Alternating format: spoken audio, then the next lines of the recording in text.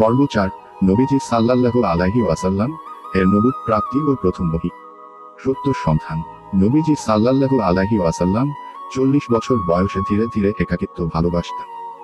তিনি হীরা গুহায় একা বসে আল্লাহর সৃষ্টি নিয়ে চিন্তা করতেন। মানুষের মূর্তি পূজা, অন্যায় অবিচার তাকে কষ্ট দিত।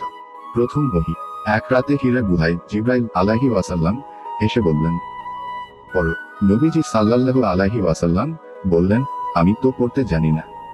তখন জিবরাইল আলাইহি ওয়াসাল্লাম তাকে আল্লাহর পক্ষ থেকে প্রথম 5 আয়াত পাঠ করান। 96 1-5। পড়ো তোমার প্রভুর নামে, যিনি সৃষ্টি করেছেন। আয়েশা রাদিয়াল্লাহু আনহু বলেন, এটা ছিল নবুতের শুরু। এরপর ওহী আসা নিয়মিত হয়। শিক্ষা। নবীজি সাল্লাল্লাহু আলাইহি ওয়াসাল্লাম জ্ঞানার্জনের আহ্বান পেয়েছেন প্রথম ওহীতে। আল্লাহর সাথে সম্পর্ক গড়ে তোলার জন্য নির্জনতা ও চিন্তাভাবনার দরকার। দাওয়াত ও সত্য প্রতিষ্ঠা শুরু হয় নিজেকে প্রস্তুত করার মাধ্যমে। অনুপ্রেরণা।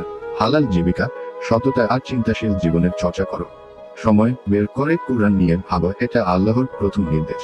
পরবর্তী পর্বে দাওয়াতের সূচনা ও কুরাইশদের প্রতিক্রিয়া যদি জানতে চাও, কমেন্ট করো।